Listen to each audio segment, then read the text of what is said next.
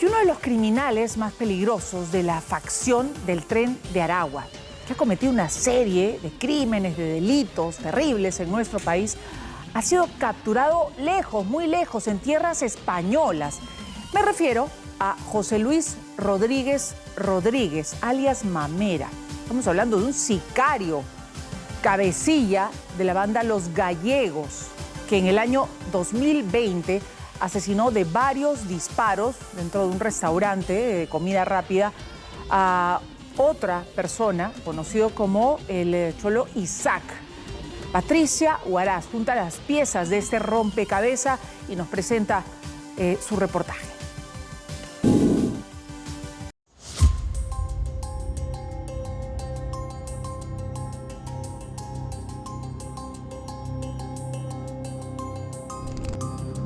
Enmarrocado, con el rostro cubierto, hoy así lo presenta la policía española. Pero en el Perú, su cara fue portada, su nombre expuesto sin censura y sus fueron bien conocidos.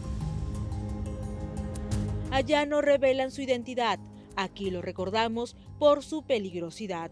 Se trata de un con en las manos, hoy detenido al otro lado del mundo por los delitos que cometió en nuestras calles. La justicia al fin lo atrapó, pero la memoria lo tenía fichado desde hace tiempo atrás.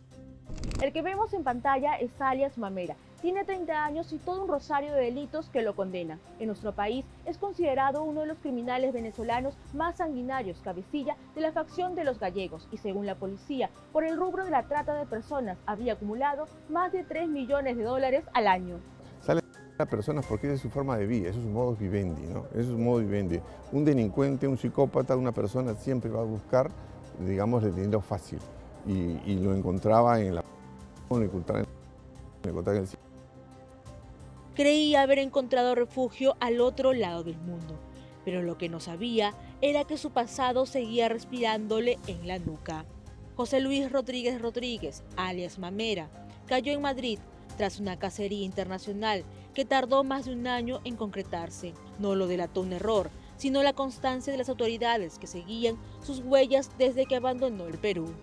A esta organización se la relaciona con diferentes tipologías de delitos de extrema gravedad, como o tráfico de... Tenía una alerta roja de Interpol sobre los hombros y una reputación marcada por el miedo. Desde enero del 2020, José Luis Rodríguez Rodríguez era buscado a nivel internacional por su participación clave en el caso de Isaac Hilario Guamañali, conocido como el Cholo Isaac, miembro de una banda rival que se dedicaba al proxenetismo. Una policía comunica lógicamente con una alerta roja de una persona que es buscada a nivel internacional, inmediatamente actúan. Por ejemplo, el Cholo Isaac. ¿Cómo se llama? Lo mandó y también él participó en el atentado que se hizo acá en Lince, ¿no? Entonces la idea es de que este delincuente, pues, ahora que lo van a traer al Perú extraditado, tiene mucha información que dar. El directo de la cabeza del Cholo Isaac delante de decenas de comensales, poniendo fin a su reinado. La escena fue brutal y de terror, un ajuste de cuentas que evidenció cómo el organizado importado había comenzado a disputar el control de las calles peruanas. Mamera no fue el gatillero, pero estuvo en la escena tal como lo registró una cámara de seguridad. Llegó para vigilar que sus órdenes se cumplan a la perfección. Y es que quería un ataque nada improvisado y de ejecución fría. Todo para posicionar al venezolano Héctor Alfonso Materano, alias Mamut, en el negocio de la trata de personas.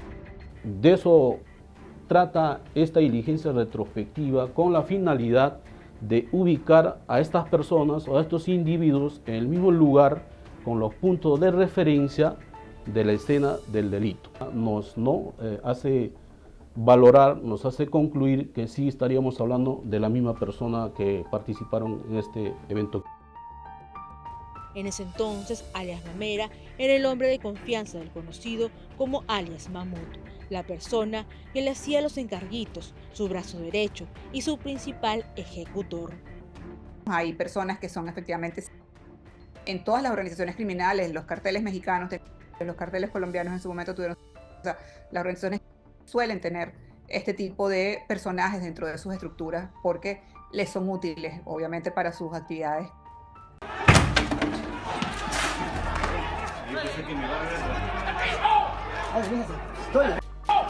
Semanas después del terrible suceso, la División de Homicidios lo ubicó en Punta Negra, oculto en una vivienda, conocida como el Búnker del Mal, un lugar donde el alcohol reinaban en fiestas que duraban hasta el amanecer.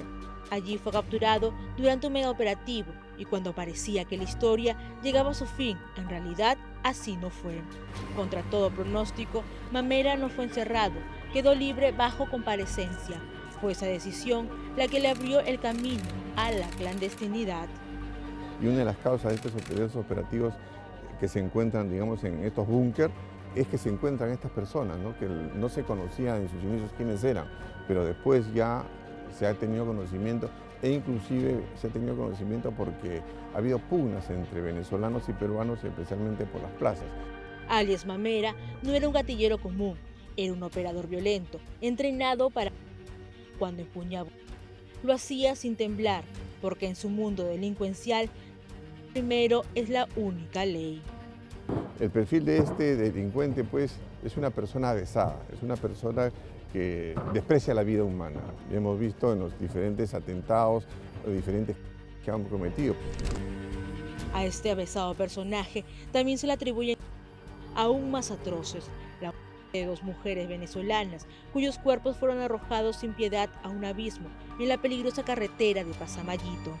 Una de las víctimas era Williani Bellorín Muñoz, una venezolana que en redes sociales le enviaba mensajes a la organización del Tren de Aragua, un desafío que terminó costándole la vida a esta jovencita que fue atrapada por las sombras de la explotación.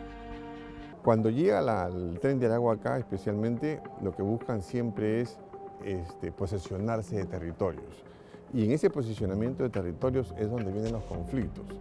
Y cuando, digamos, a los delincuentes, digamos las chicas que ejercen el meretricio clandestino en la calle, no les rinden, digamos, semanalmente, ahí es donde vienen los problemas, ¿no?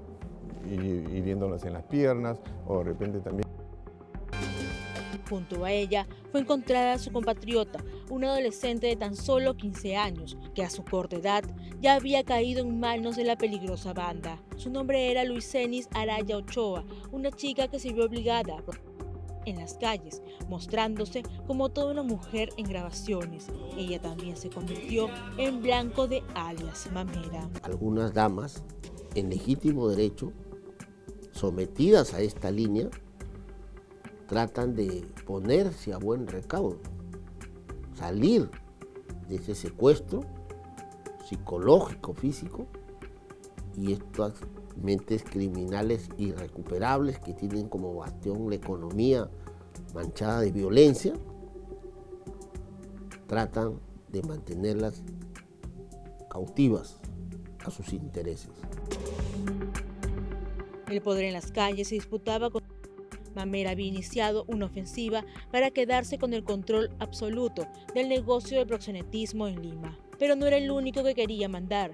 Su principal adversario era Héctor Prieto, alias Mamut, el mismo al que antes le rendía cuentas. Se convirtió en su enemigo tras estar recluido en el penal de Ancón y luego trasladado a Chayapalca. La rivalidad entre ambos escaló rápidamente y se convirtió en una guerra de amenazas y traiciones. Las organizaciones lo que buscan es adueñarse de un territorio, especialmente un territorio donde hay, digamos, alguna ventaja económica. Y esa es la rivalidad que surge. Y cuando surge esta rivalidad, ahí surge la pugna. Y la pugna implica, pues, el empleo de digamos, de gente a diestra y siniestra. Mamut de la cárcel, hemos escuchado audios, amenazaba a muchas personas que están fuera, como que si él manejara, digamos, desde la cárcel muchas plazas. Mamera ya no era un peón, era un cabecilla de los gallegos, la facción del Tren de Aragua, que operó en el Perú, dedicada a trata de personas, control de y asesinatos por encargo. Un hombre que sembró miedo y que, según la policía, respondía directamente a las órdenes del Niño Guerrero, líder máximo de una organización que ha extendido su poder a 7 países de Sudamérica. que es una persona solicitada por las autoridades peruanas por sus vínculos con este brazo armado del Tren de Aragua, conocido como Los Gallegos, que estuvo operando en Perú y que tiene delitos en Perú además. José Luis Rodríguez llegó a nuestro país hace más de 5 años, ocultándose bajo las sombras y refugiándose en su banda criminal venezolana que lo respaldaba. Se instauró en Lima y una vez que se convirtió en un personaje buscado, huyó a Colombia y luego viajó a Madrid, España, donde se presume iban a iniciar su expansión con otros miembros de la organización. Están reconociendo el entorno, haciendo el análisis de oportunidades y posibles alianzas con otras organizaciones que ya están aquí en España. Su avezado accionar también lo llevó a ofrecer miles de soles por la cabeza del coronel Víctor Reboredo. Desde el extranjero, alias Mamera tuvo en la mira al alto mando policial que dirigía en ese entonces las investigaciones contra su red. No tenemos miedo, no vamos a retroceder. Estamos ante un perfil que encarna lo peor del transnacional: ambición, traición, impunidad y capacidad de corrupción. Un hombre que cruzó fronteras, sembrando miedo y que hoy enfrenta las consecuencias de una cadena de delitos que no solo impactaron a sus víctimas, también pusieron a prueba al Estado.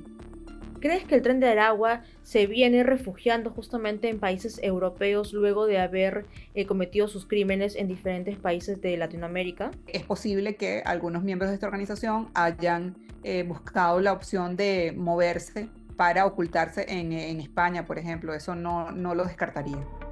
Lo capturaron cuando salía de su vivienda, en el distrito madrileño de Vilcabaro, donde vivía con su pareja desde el 2023. No hubo ni persecución, solo agentes que ya sabían quién era, aunque él con sangre fría intentó negar su identidad. Dijo no ser el hombre que buscaban en nuestro país. En España vivió con su nombre verdadero, Kelvin Enrique Campos Acosta, el mismo con el que figuraba en la lista roja de la Interpol, un detalle que paradójicamente lo hizo menos visible. En muchos casos se han movido a otros países y